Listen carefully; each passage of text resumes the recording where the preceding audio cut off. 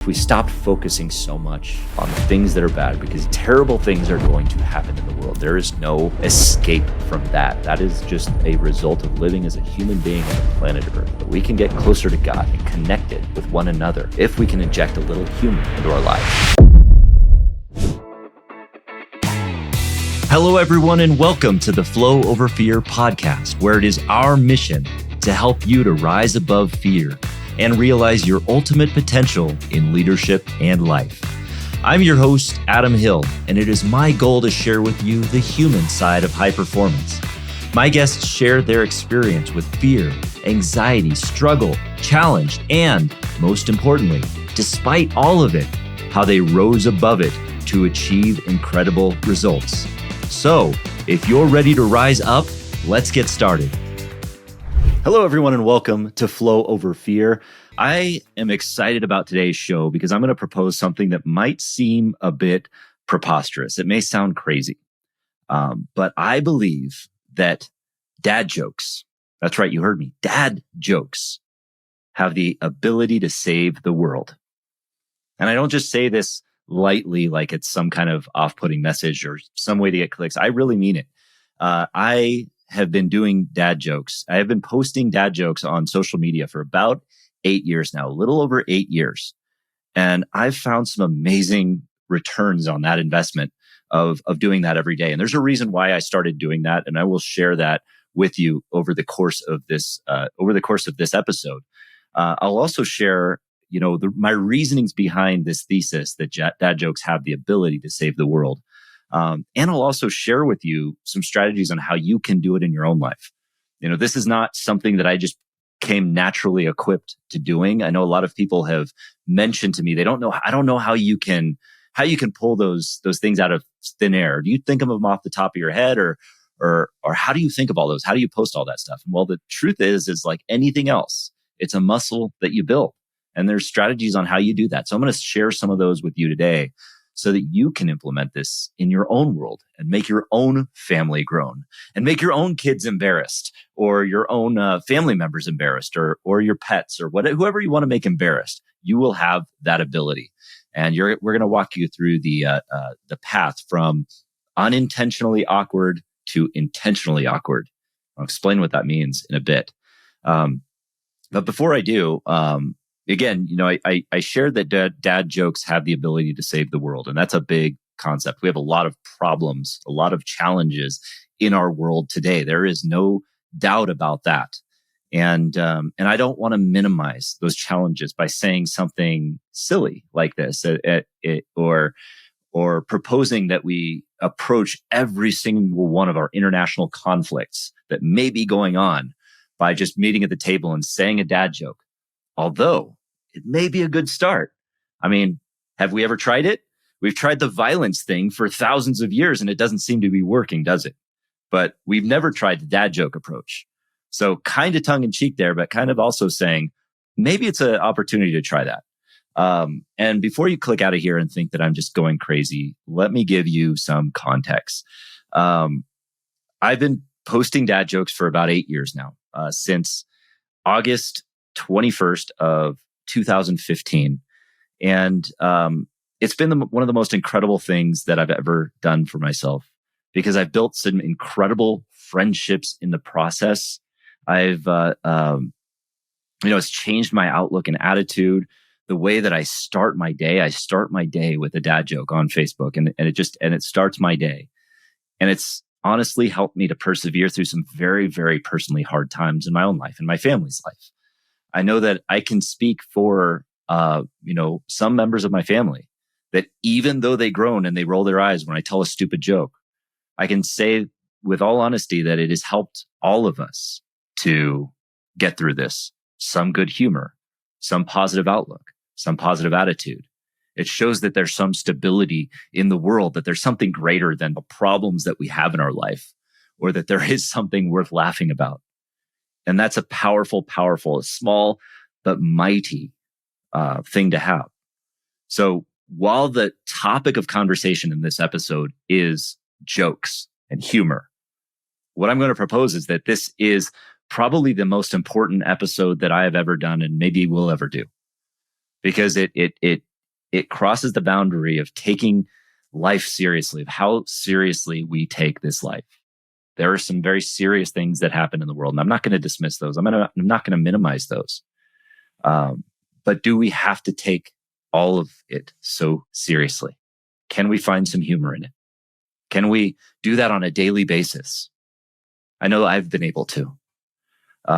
It hasn't taken away all of the hurt, all of the pain, all of the challenges, and it hasn't, solved all of those challenges or gotten us through some of those challenges. But it has helped us to rise above them, helped us to persevere, and it's made it lighter for us through that process. And I think I'd like to say that even through that process, through COVID, through polarized elections, through some of our worst days in the last 8 years, through January 6th, through everything, every single day I posted a dad joke, regardless of what happened. And never did the world fall apart. Never did I get canceled. Maybe here and there, but never did I fully get canceled. And I like to think it brought a little bit of joy to myself and others. How did it start? How did I start doing this? Why did I start going down this path of doing dad jokes? And, well, I'll tell you the story of why I got into that. I've not always been a connoisseur of dad jokes, of puns. I, at one time, was, angry. I was one time very engaged in the political process, in all of the news outlets of the world. I used to watch the news channels nightly. I'm not going to tell you which ones because that's not important to this conversation. But I'd watch those all the time, and I noticed it just got me angrier and angrier. When I went to bed, I would feel angry because of everything that was happening in the world and how it wasn't in my control. And I wake up in the morning feeling like the lack of justice that was happening in the world was just so out of control and so terrible. And yet there was nothing that I could do about it, about all of it. And yet I hear it every single day when I turn on the news, or I turn on this, or I turn on that. And no matter how much I donated to charity or how much I volunteered in the church or did anything like that, it didn't seem to change my outlook or my feelings about how it was, the injustice, the hatred, the anger that I had over everything that was happening, everything that was being fed to me on social media, on the news outlets. That's how my day was every day, even in sobriety, even in those few years of sobriety. And I managed that by working out, by exercising, by becoming a triathlete. But I still had that, deep-seated anger every night when I was watching the news. And how could they do this? How could people be so stupid? How could they look at that and think that way? How could they do these things in this world? And, the one thing that broke the camel's back for me, the one straw that broke the camel's back, was in 2015. And it was in June of 2015. And it was Donald Trump descending an escalator. And I'm not going to get into politics of anything there, whether you like Donald Trump or his policies or not. That's not the issue here. I'm just saying the fact that he was descending an escalator was the moment for me that changed everything. I saw him descending the escalator and I thought, there's a future leader in the world that is choosing not to walk down a set of moving stairs. I mean, I don't know what your opinion on moving stairs are or escalators, but if you have nobody in front of you and you are capable and you are not carrying any luggage, walk down the stairs. Otherwise, you just look like you're being carried through life. And that's what it looked like to me. But anyway, I digress. I know it's a silly reason. It was outside of his politics, but it just got to me that was the future of it. And at that moment, it opened up in my eyes all of the stuff that was happening in the world, all of the stuff that was feeding my social media. And I remember what was feeding it. I was seeing posts from people on the other side of the equation saying this, saying how great the other side was. And it made me angry. And I would feel compelled to comment and start saying something about that. And it never worked. It never made me happier. It only made me angrier. It never fixed anything to post that on the social media. It never worked to watch the news and start feeding my brain everything that was going on there. And so what I decided at that point in my life in 2015, and it took me a couple months, it took me till August. But what I decided was that I was going to stop feeding myself the news actively. I was going to stop watching the news, all of the news networks. I was going to stop commenting and engaging in the political or the upheaval or the rage kind of stuff that was coming out of social media. I was going to unfollow all of that, and I was simply going to post a joke a day. That's all I was going to do. And I was going to see how it made me feel. And I will tell you that the results were remarkable. And they weren't right away. Of course, it wasn't right away. It took me some time to actually clean up my news feed and to break the cycle of watching the news and doing that. But when I did, I found a lot of things happened at that moment when I wasn't engaging in all of that. And I'm gonna and that's another important reason why I want to post this episode. And I think it's so important is that as we go into another election year, as we see all of this stuff happening in a world, maybe we should just not engage with it as much. Maybe we should engage in a little more humor or connect with each other on a deeper level, like individually, instead of engaging in the stuff that's so deeply that we can't control. Does that mean don't be informed? Of course not.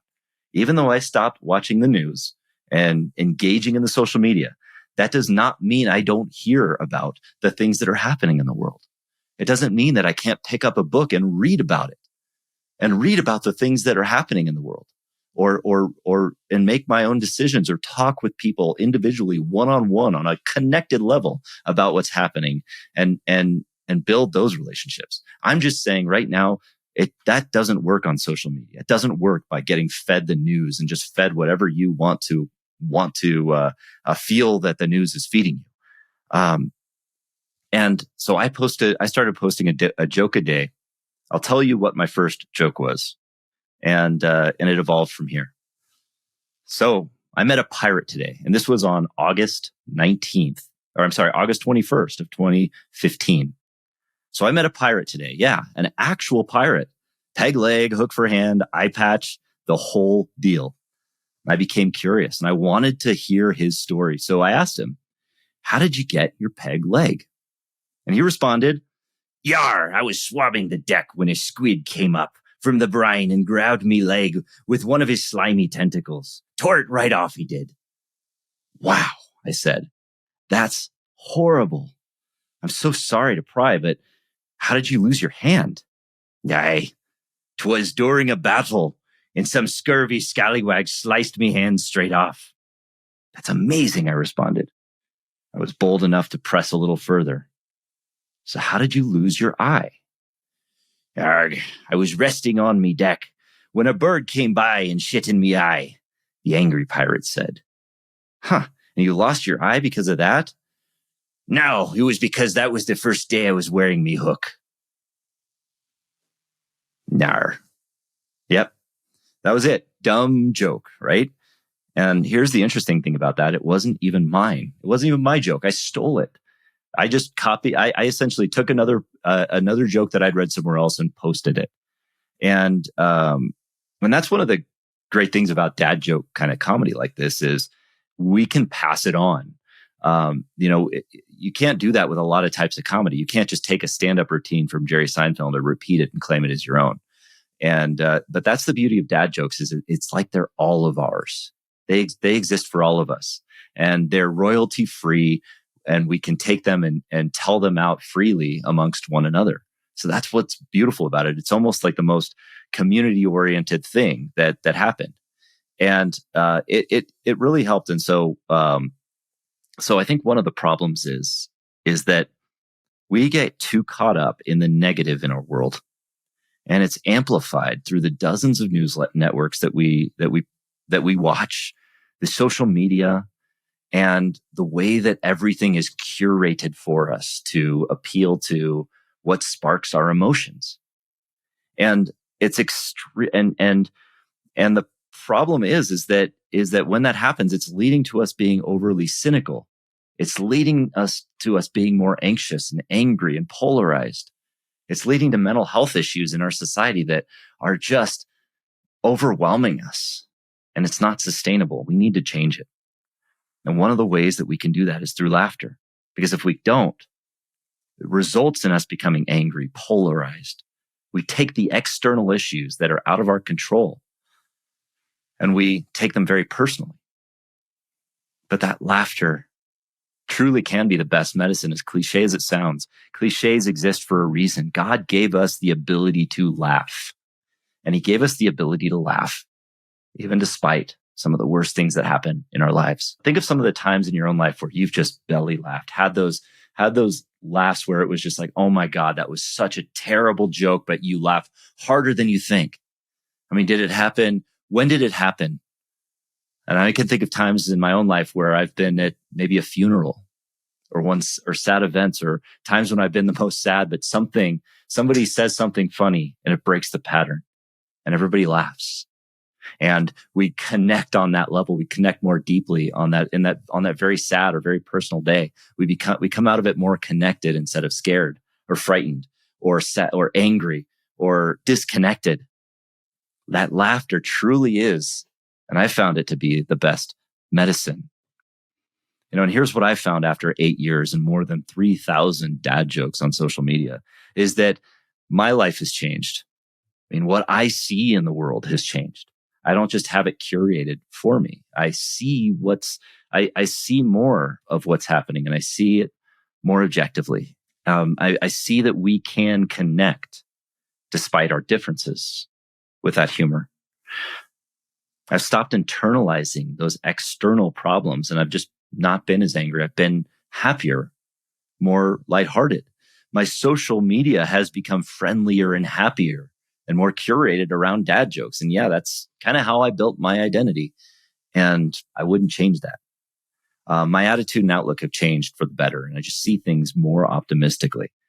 And so it works. And that's how I've seen it. I've made some of the best friends that I could have possibly, including my co-author, Ryan Chapman, who also engages in daily puns. And he helped me, and together we wrote a book called The Longest Pun War, which is available on Amazon, which is, quite frankly and unofficially, the longest string of continuous puns in literary history. I dare you to go out and find another book or piece of literature that has a string of puns that is longer than Ryan Chapman's and my book. So we hold that record, and it's a record that we're proud to hold. But some great friendships have just developed out of that, and they're friendships of people who see the world differently than I do, or they may have a different political belief, and it's proof positive that we can actually get along with people that may see the world differently than us when we can laugh together, when we can put those differences aside. So why dad jokes? Why dad jokes? Why not any other type of humor? Well, as I mentioned, it is relatively royalty free. You can recycle these and share them with your friends. So it's super easy to do. But one of the reasons is that you don't have to be great at it. You don't have to be a great comedian to deliver these dad jokes. They're incredibly forgiving. When you go out and tell something and it's awkward and somebody groans, that's the desired result. If you make things more awkward with a dad joke, that's the desired result. And it's amazing because then everybody appreciates you for it. Not only do they groan and they eye roll and they curse you out for telling that joke, but then they applaud you. Then they say, "Oh my gosh, thanks for making me laugh." That kind of thing. It's so it's one of those easy things. It's something that has a great reward where you don't have to be great at it, but the reward is so great. The reward far outweighs the effort. Another part of it is it breaks the pattern, like I'd mentioned earlier. Like, when we're in these times of sadness or anger or frustration, have you ever told a really dumb joke and it just breaks the pattern? Now, I certainly recommend treading very lightly here because you can be in situations that are incredibly dangerous or incredibly volatile. And, it might not be the best point in time to deliver a dad joke. You may not be seeing like a knife or a bar fight where two guys are about to throw down and you say, "Hey, let me tell you about this time my dog wanted to tell me a tale." That might not be the best time for that. But in a lot of ways, it's like, like the funeral example, when you're in those moments, that humor, that well-placed, well-articulated, humor in the form of a dad or awkward joke can really break it. Or in other situations, why wouldn't it work I say it kind of tongue in cheek, but again, the fighting has never worked in our thousands of years history necessarily. But maybe that connection on the humor level, maybe that can. So it breaks the pattern. It breaks the pattern of somebody feeling down or feeling upset or feeling, terrible. It also creates a connection. Even though the immediate response might be eye rolls or groans, it creates this connection that you have with people. I mean, think about those times where you've laughed with someone. Have you ever been more connected with someone than when you're laughing with them? I mean, I would say there's times in your life where you can be just kind of going through the motions from a relationship perspective, where the relationship may be waning, even maybe you're just not connecting, even in the bedroom or something like that with a significant other. But the way that you can really connect is through laughter. It's so authentic. There's so much authenticity in that connection with laughter that it's a connection. It's almost like it's this spiritual bringing of two people or more together. And it also builds a creative muscle. When you are working to, this is one thing that I found throughout my life is when I start my day thinking creatively, I think of these dad jokes or I look them up or I engage with them in these pun wars where we go back and we just keep punning on a specific topic. I see that as a way to build a creative muscle. If you're doing that in the first part of the day, first of all, when you're engaging in that humor, that creativity, it starts your day on a positive note. So it helps to develop that. It also helps to kind of develop that creative muscle where if you are trying to think of things, creative solutions or creative problem solving, it's like putting a puzzle together. I would argue, and I don't know if there's studies on this, so this is just really just coming out of thin air, but I would argue that it does help with the neuroplasticity of your brain and the connections that are made there. And it helps you throughout the day. And that's something that I've found. And again, I would just say that, that God gave us the ability to laugh, and he gave it to us for a reason. Because if we're going to manage hard times and we can't sustain ourselves on feeling like victims or feeling like we're in the midst of pain or struggle for too long, we have to break out of it. We have to break that pattern, and laughter breaks the pattern. It's just so great. And so now that I've kind of given you all of this evidence for why it's great, I've spent the last 20 minutes talking about why dad jokes will save the world. And if you don't believe me, just try it. And you may be asking, well, how can I do that? How can I, somebody that doesn't know how to do jokes, how to tell dad jokes, or I'm just not that funny, how can I do it? Well, I have a few tips on how to start to build that muscle, because really that's what it is. It's a muscle. Telling dad jokes or comedy, just like becoming creative in music or art or anything else, it's building a muscle. And you may think that you just don't have that genetic code or that wiring to do it. I believe that anybody can do this. And it's really not that hard. It just takes a little bit of practice, and the practice is not that hard. So one of the things to think about is probably the easiest way to think about dad jokes right now is there's a lot of ways dad jokes can go. The one that I told earlier about the pirate, that wasn't mine. And you could see how over time my dad jokes have evolved on social media. That first one was a really long essay on, this pirate. And over time, I would realize that doing that every day is pretty tedious. Trying to find a joke like that and doing that is pretty tedious. And in addition, not a lot of people are going to read past that first line. So it's not really going to get that desired result. So one thing that I found was that short and sweet is usually that first part of it. And the best way to get to that from a dad standpoint is with puns. Now, puns are wordplay, basically. It's finding those words or those phrases that sound like other things so that you can connect one specific topic to another topic using the wordplay in each. And it sounds really complicated, but it is really simple. And the process is really simple on how to do that. And the more you do it, the more the easier it becomes. over the years, I stopped actually just kind of, it only took like, a few weeks even, I believe, where I would just be like trying to find jokes to post until I just like start looking at the wordplay of my own and just start creating my own puns. So now now the puns that I post are pretty much a curated mixture of things that puns that are pretty much common, puns that you'll see out in the world, or puns that I make up based on the on the situations that I'll be in. The videos that I produce now, the shorts and reels that I produce on Instagram and YouTube and all of that are pretty much topical puns that come from the environment that I'm in, and that's the best way to think about them.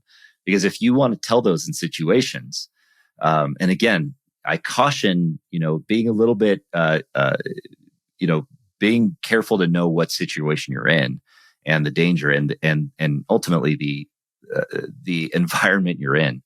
But you can use that. If you're at a baseball game, you can make a joke about innings, or you can make a joke about home plate or the players or something like that. But you can do that in the situation. Making it situational is really one way to elevate that. And really, so step one, as I would put it, is to brain dump a series of topics. What are some topics that you would just want to make jokes about? Is it Star Wars? Is it the forest? Is it a podcast? Is it radio? Is it what topic do you want to do? Just find a general topic. And then once you've listed out those topics that you would like to pun, the next step is to start thinking of every single word or phrase or different sayings that come along with that topic. Let's go along with the baseball one, since that's a topical one. You can, so the topic is baseball. What are some of the words or phrases that go along with that? You're out, strike three, strike one, strike two, walk, base hit, home run, all of these phrases, seventh inning stretch, those kinds of things. If you list those out, there's opportunities to create jokes out of every single one of those subtopics of the bigger topic, baseball. And once you have all of those words and phrases, which is really step two to that. And by the way, there's a tool that you can use for that, which is the greatest dinosaur that ever walked the earth, the thesaurus. That's right. I just did it there. Didn't you see that? See what I did there? Anyway, you can use the thesaurus to find similar words to those words that you're using. And a lot of times those will bring you to another joke that you can use. What's another word for baseball? I don't know, leather bound, thing of things. I don't know what you could call it, but use the thesaurus to your advantage. And I will tell you, it's roaring going to work for you. Sorry. And then the final step is really the fun part. This is the muscle building part of creating puns. And that is, you want to try to take every word from that list that you've created, and just try to think of the words that are like those words. Like, that you want to find the words that sound like the words. Like what sounds like out? Well, let's see. Gout, bout, tout, pout. There's a lot of different things that sound like it, so you can use those to create those puns. And you might be thinking to yourself, well, these sound terrible. Well, A, that's the point. And B, remember, this is a muscle building process. This is not meant to be perfect. You don't want to find perfect through this process. In fact, a lot of the magic that comes from dad jokes is the imperfection that happens from them. But what you want through this process is frequency. You want consistency. Like any other process of building discipline, this is one of the processes of building discipline, is just consistency of putting in the work to build that muscle. Over time, you'll find better connections. And if you build 100 different connections of words, like out, bout, pout, whatever it may be, you'll find that magic one that works out really well. And you can use it to tell that dad joke. And over time, if you build that muscle well enough, it becomes more of a reflex. So that if you're in a situation where you're at a baseball game, you can start bringing it up, on that, at that time, like you might be seeing a fly ball going out to right field, and you say, "Man, I wouldn't want to eat lunch out there. There's lots of flies." Those are the kinds of things that start to come up as you build this muscle. You just have to trust that even though you don't know how to do it right now, if you do the workouts every day, and all I recommend is if you want to develop this muscle, spend 5 minutes on it every day. Just think of a topic, think of the related words and the words that are related to that topic, and then think of the things that sound like that word, and make that your starting point. And over time, you'll start to develop greater connections, like you'll start to break down multi-syllabic words. If you have a longer word with multiple syllables, you can actually break that up into multiple sentences and get really creative with it. So that's the practice I would encourage you to do just to get started. And then, and if you can, one of the best ways to do that is to engage with other people doing puns. If you see every day that I post on Facebook, Adam Hill, my personal Facebook account, I post a pun every day. And every day, I get responses from people that post similar puns, and it helps to, and it actually creates a pun war. And then throughout the course of the day, I see those puns, and it reminds me of that humor, so that I have to think of the next one. It becomes something of a game, and it's a really great game. And puns are really just one piece of the dad joke puzzle, but they're a big piece, and they're a great starting point piece, because they build the muscle, they build that creativity muscle, and they help you to start seeing those funny connections or those awkward connections. And then you can actually start to, find greater connections as you go, and situational connections. So if you want to be a dad joke master or dad joke enthusiast, it won't take long. Practice that daily, just for a couple of weeks, and see where it takes you. And I'll bet that it takes you pretty far. I'll bet you will enjoy it. And I believe that if everybody kind of took some time to practice this and work through it, and start every conversation or meetings and just like break that ice with something of a dad joke or something of a pun, I'll bet that it could save the world. I really do. If we stopped focusing so much on the negative, on the things that are bad, because things are going to be bad. Terrible things are going to happen in the world. There is no escape from that. That is just a result of living as a human being on the planet Earth. But we can get closer to our spiritual nature, get closer to God, get closer and connected with one another, if we can inject a little humor into our lives. Thank you for joining me today. We'll see you next time. Hey everyone, I hope you're enjoying this episode. If you've been listening for a while, you know how important community and mentorship is to living a life of abundance above your fears. If you want to connect with me, hear about new offerings, episodes, and strategies to live with conviction, courage, and clarity, then sign up for my newsletter now.